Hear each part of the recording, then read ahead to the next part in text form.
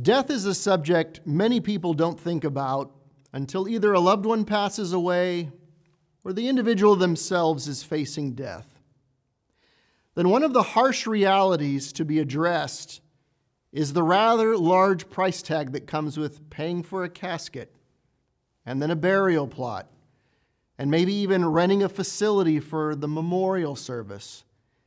It all adds up to more than one might guess. And if the individual that dies has not prepaid for those arrangements, the surprise expense on the family often leads to this search for more affordable options.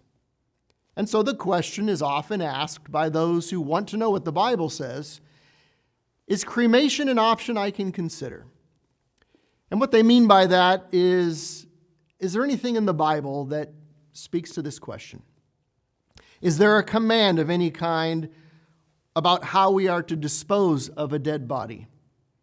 Or is there an example of cremation in the Bible with a reaction from God, positive or negative?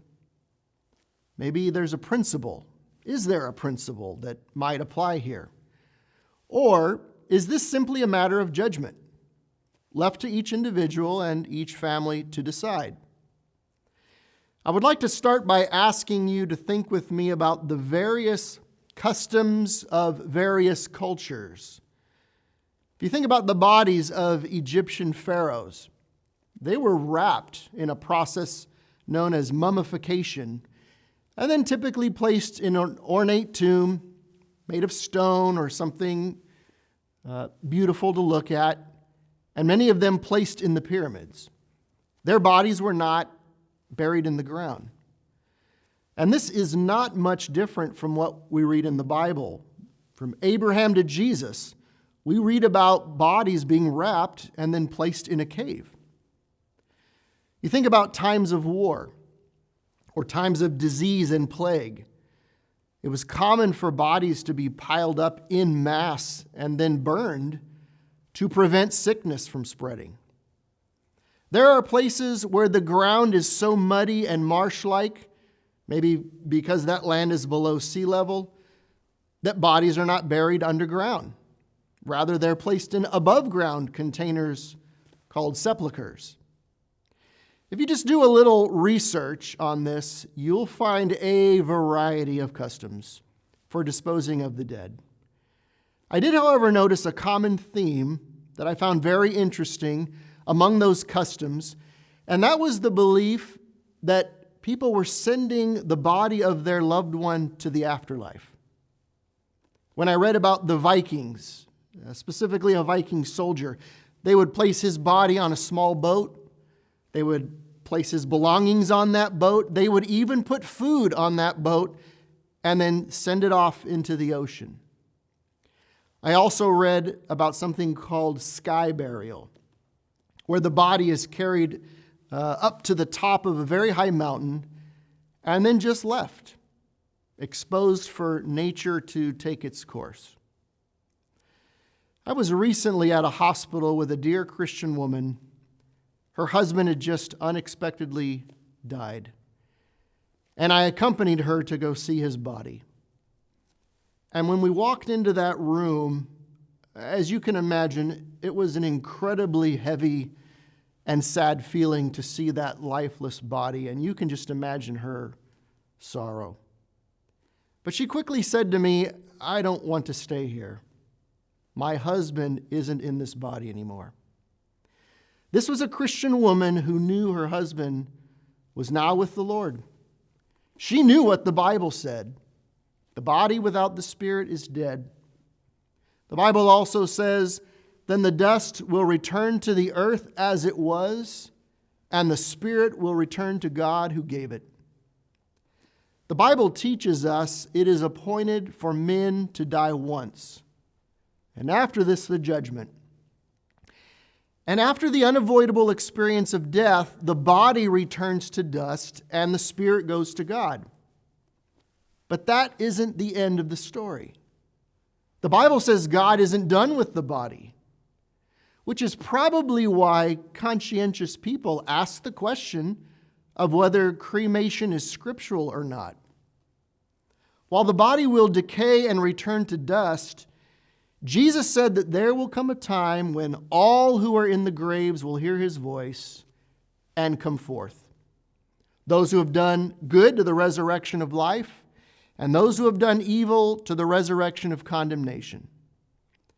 Paul then elaborates on this in his first letter to the church in Corinth, when he says that the body that is sown in corruption, the body is raised in incorruption. It is sown in dishonor, it is raised in glory. It is sown in weakness, it is raised in power. It is sown a natural body, it is raised a spiritual body. There is a natural body and there is a spiritual body. Here's the point. Our current natural bodies are weak. They're corruptible right now. But they will be changed in some way.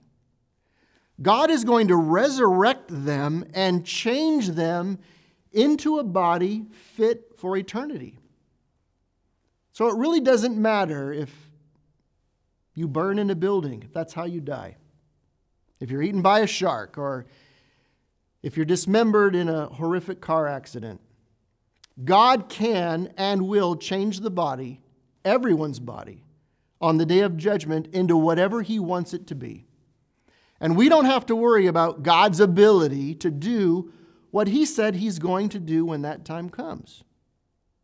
So I ask you, does it really matter if a body is intentionally cremated or if it decays naturally over time? I personally cannot find anything in the Bible that gives us any impression that cremation is against the will of God or that it some way dishonors the body that God made. God actually commanded in the law of Moses that certain crimes come with the penalty of being burned by fire. God consumed Nadab and Abihu with fire. He consumed Sodom and Gomorrah with fire. Now, I know these are examples of individuals who were disobedient, but I reference them to show that the judgment of fire will not prevent God from being able to resurrect those bodies on the judgment day. In 1 Samuel 31, we learn about King Saul and his death, his son Jonathan's death. We're told that Israel burned their bodies and that their bones were buried in a town named Jabesh. There is no commentary in the Bible about whether God approved or disapproved of this. It's just stated as a matter of fact. There's no mention anywhere in the Bible about the disposition of the body having an impact on the eternal destination of the spirit.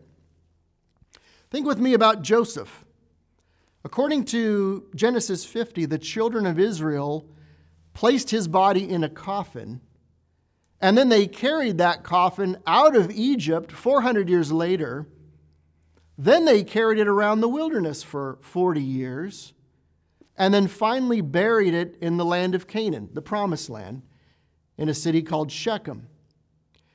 Joseph asked them to do this before he died, and according to the Bible, they buried the bones of Joseph, the bones.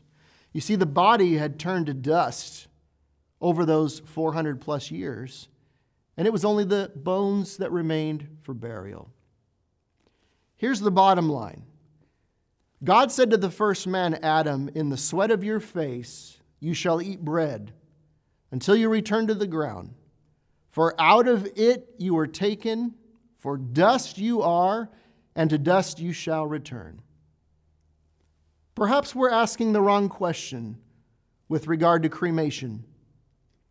In many places around the world, the body is often the burial is preceded by an embalming process, which is an effort to actually preserve the body after death.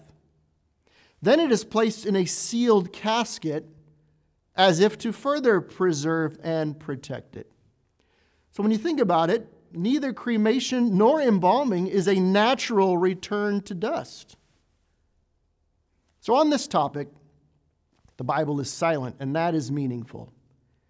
It would, in fact, be sinful for us to make rules and bind traditions where God has not. For the Christian, Our perspective is very different.